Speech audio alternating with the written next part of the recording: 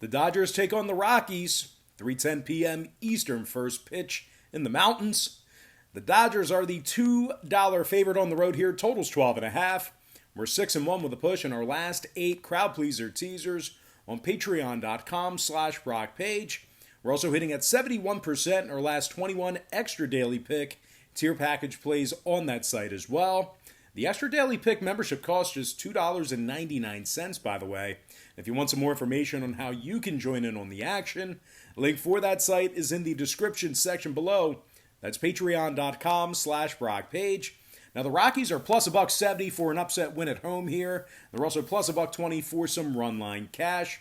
We got Antonio Sensatella slated for the Rockies, Tony Gonsolin for the Dodgers. Now, Gonso's struck out 30 batters in just over 35 innings of work this season. Gonsolin's got a impressive 1.51 ERA and a .79 whip. The Dodgers went 4-1 straight up in Gonsolin's last 5 starts.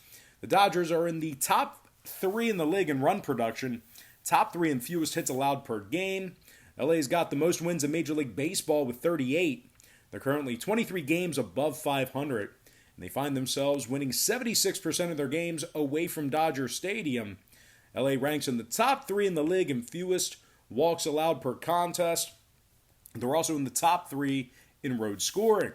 Mookie Betts leads the club in hits, homers, and RBI. Mookie's hit 16 homers and knocked in 39 on the season. Betts is tied for 3rd in the majors in home runs, and he ranks within the top 15 in the league in runs batted in. Now, one more thing to add about this Dodger club.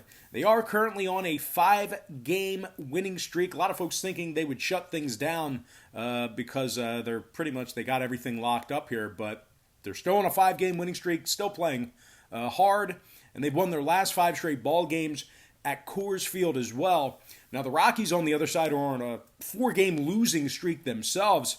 And they've played just 200 baseball in their last 10 contests.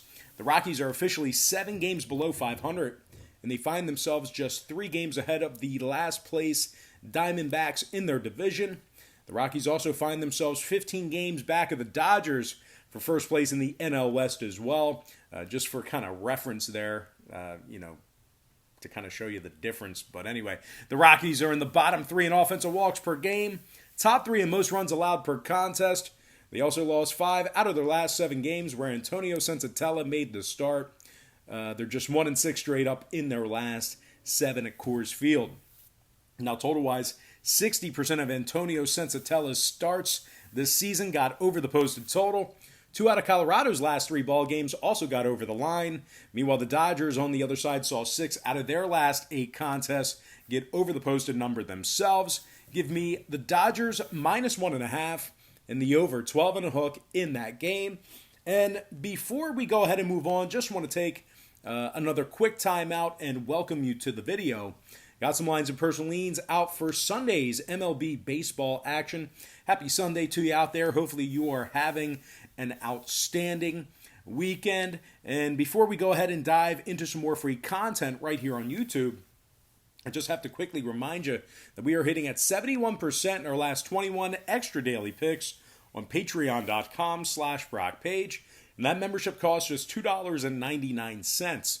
We're also at 6-1 with a push in our last 8 crowd pleaser teasers on that site as well.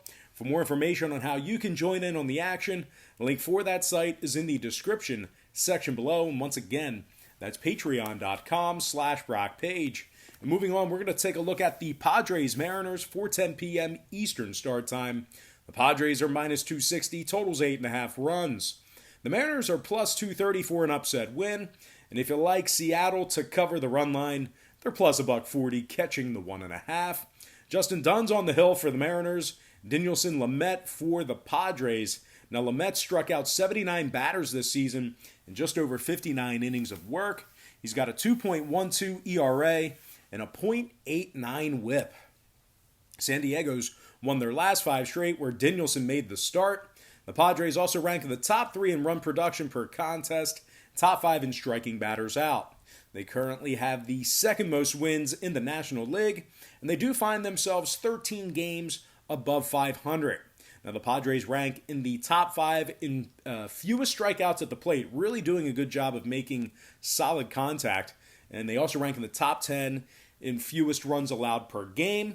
Now, Manny Machado leads the club in hits, batting average, and pretty much everything else right now. This is kind of the Manny we expected when he got traded over to the Padres a few years back. But anyway, Manny's batting .322 and also leads the club with 16 home runs and 46 RBI. He ranks at the top 5 in the league in both of those stats. Fernando Tatis Jr. is batting .279 with 15 homers and 40 RBI himself. He's also got 28 extra base hits on the season as well. The Padres won 7 out of their last dozen ball games and find themselves winners of 13 out of their last 18 interleague contests. They are taking on a Mariners club who lost 4 out of their last 5 themselves, and they rank in the bottom 10 in the league in scoring. Seattle's currently 6 games below .500, and they find themselves 10 games behind the A's in the standings. They're in the top 10 in most runs allowed per contest, bottom 10 in striking batters out. This rotation really struggling. And when it comes to the total in this one, 4 out of the Mariners' last 6 ball games hosting the Padres stayed under the posted number. 3 out of Justin Dunn's last 4 starts stayed under the total themselves. Meanwhile, San Diego on the other side saw 5 out of their last 6 road games stay under the number as well. So with all that said and done, give me the San Diego Padres -1.5 and the under 8.5 runs in that game. All right, next and final matchup for the evening. It is going to be Twins-Cubs, 7:08 p.m. Eastern start time. The Cubs are -150, total 7.5. Yu Darvish for the Cubbies, Jose Barrios for the Twins. Now, Barrios has walked 23 batters in 52 innings of work. He's got a 4.15 ERA and a 1.37 whip.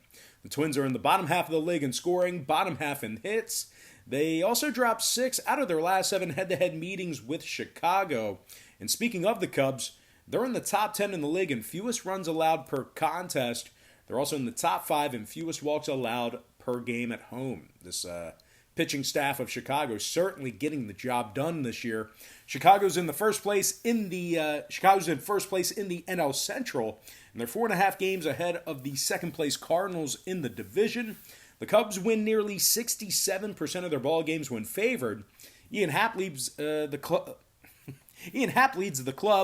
in homers, RBI, and on-base percentage.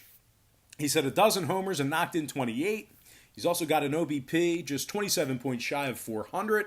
Kyle Schwarber's hit 10 home runs for the Cubbies on the year as well. Chicago is in the top 10 in fewest hits allowed per contest. They're giving up just 3.6 runs per contest at Wrigley Field this season. Yu Darvish is 7-2 on the year with a 1.86 ERA.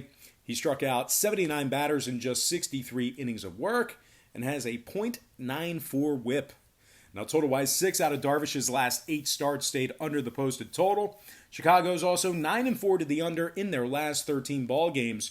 The Twins on the other side went 5-1 to the under in their last 6 road games themselves. 6 out of Barrios' last 7 starts also stayed under the line. Give me the Cubbies winning this one straight up and the under 7.5 in that contest. All right, guys, that's going to do it for me. Don't forget to check me out on Patreon. If you guys decide to get a package here today, just keep in mind we'll bill you the day you sign up and then the first of every month following that. And that whole billing cycle is detailed right before you click the purchase button in the terms and conditions. So once again, if you get a package here today, just keep in mind you'll get billed today and then again on October 1st. And then following that, you get billed on the first of the month. You get billed on the first of every month following that. So anyway, moving on, guys, got to thank you for joining me right here on YouTube. Really hope you enjoyed all this great free content, all this great free information. And with that said, happy Sunday to you. Best of luck to you. And I look forward to seeing you later on today on my website at patreon.com/BrockPage.